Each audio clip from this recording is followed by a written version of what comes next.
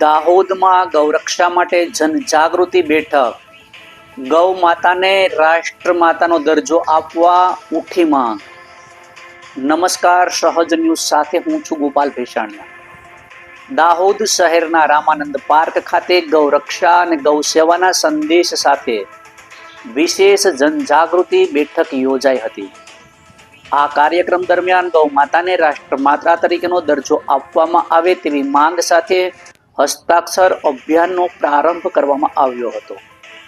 કાર્યક્રમમાં ઉપસ્થિત વક્તાઓએ જણાવ્યું હતું કે ગૌ માતા ભારતીય સંસ્કૃતિ, આસ્થા અને કૃષિ આધારિત જીવનશૈલીનું પ્રતીક છે. ગૌવંશનું સંરક્ષણ કરવું એ દરેક નાગરિકની નૈતિક જવાબદારી છે. ગૌ માતાને રાષ્ટ્રમાતા તરીકે સન્માન આપવા માટે સરકાર સુધી લોકોની માંગણી અને લાગણી પહોંચાડવા માટે આ અભિયાન હાથ ધરવામાં આવ્યું છે. રામાનંદ પાર્કના મહંત શ્રી 1008 શ્રી જગદીશજી મહારાજજીએ પોતાના આશીર્વચનમાં ગૌ હત્યા અટકાવવા માટે ચામડામાંથી બનતી ચીજવસ્તુનો ઉપયોગ બંધ કરી તેમજ પ્લાસ્ટિકનો ઉપયોગ બંધ કરવા તેમણે અપીલ કરી હતી. જ્યાં સુધી ગૌ માતા છે ત્યાં સુધી માનવ જાત સુરક્ષિત છે અને ગૌ સેવા એ માનવ સેવા સમાન છે. આ પ્રસંગે પાલનપુરના વાવગામથી પધારેલા પંડિત કિરણ આચાર્યજીએ જણાવ્યું હતું કે આ હસ્તાક્ષર અભિયાન ગામે ગામ અને શહેરે શહેર જઈ લોકો સુધી પહોંચાડવામાં આવી રહ્યું છે.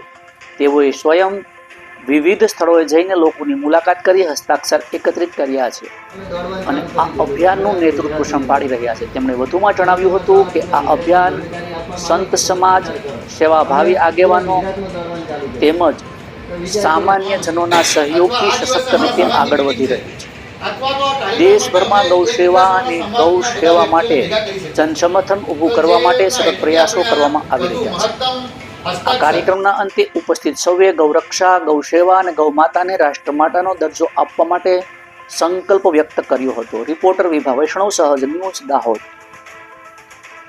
આજ રોજ રામાનંદ પાર્કની અંદર મહામંડલેશ્વર જગદીશજી મહારાજના સાનિધ્યમાં ગૌ માતાને બચાવવા માટેના જે પ્રયત્નો કરવામાં આવે છે ગૌ સેવકો દ્વારા, એ માટેની સમાજના મુખ્ય માણસોને બોલાવીને એક મિટિંગ ભરવામાં આવી છે.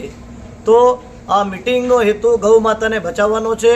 ઘણા બધાના સૂચનો હતો કે ભાઈ તમે જમવાનું અગર ગૌ માતાને આપો તો પ્લાસ્ટિકની અંદર ના આપો. ઘણા બધી મોતો ગાયોની પ્લાસ્ટિકથી થાય છે.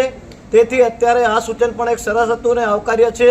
અને આવાવાળા સમયની અંદર ગૌ સેવકોને પણ જ્યારે આટલા વર્ષોથી એ એકલા ઝઝૂમતા હોય તો કમસે કમ જ્યારે પણ એમની પર કંઈ આફત આવે ત્યારે એમની જોડે ઊભા રહો અને એક હસ્તાક્ષર અભિયાન જે ચાલુ કરવામાં આવ્યો છે અને ગૌ માતાને એક માતાનો દરજ્જો આપવામાં આવે એ સૌની ડિમાન્ડ છે. 33 કરોડ દેવતા એની અંદર વસે છે. તે માટે સૌએ પોતાની જવાબદારી સમજી અને ગૌ માતા બચાવવાના પ્રયત્નો કરવા જોઈએ એટલી મારી વિનંતી છે. અને આવાવાળા સમયની અંદર આ અભિયાન સારી રીતે પાર પડશે એવી અમે સૌ आशा रखिए છીએ. आज हमारे मार्केट में चमड़े की बहुत सारे वस्तुएं बिक रही हैं. गाय हत्या के विरोध में भी अगर गाय हत्या नहीं होगी तो अगर हम बाजार में से जैसे मोबाइल का कवर, आपके किचन में जो झुमका होता है वो, पर्स, बहुत सारे ऐसे आइटम है, जूता, चंपल वगैरह, गाय क्या नाम है, गाड़ियों का सीट वगैरह जो चमड़े की होती है. चमड़े किस चीज़ का आपने कभी ध्यान दिया है कि कौन सा जानवर का है? बाजार में बिकने वाली चमड़े की चीज़, बेल्ट भी आप पहरे होंगे तो पूजा में पहन के भी कभी आप बैठ जाते हो, क्या ज़रूरत है उसकी? खाली मृदंग के समान, वाद्य के समान सारी चीज़ अशुद्ध है. मृदंग मतलब वाद्य जैसे ढोल, नगारा या बघम्बर. इसके अलावा सारी चमड़े की चीज़ अशुद्ध है. उसको पहन के आप बेडरूम में जाते हो, किचन में जाते हो, पूजा स्थान में जाते हो, मोबाइल लेके जाते हो. क्यों जाना चाहिए? चमड़े की वस्तु क्यों खरीदना चाहिए? चंपल, जूते क्यों खरीदना चाहिए?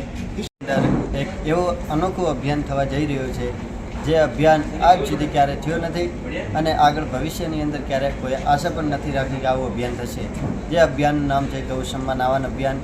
આ અભિયાન નિમિત્તે આપણે બધાએ આ અભિયાનની અંદર જોડાઈએ.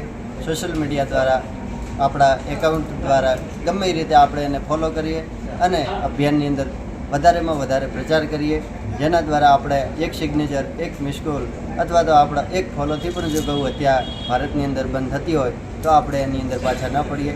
આ જ બધાને આશા છે. તો દરેક જણ ગૌ સન્માન આવાન અભિયાનથી જોડો. જય ગૌ માતા, જય ગૌપાલ.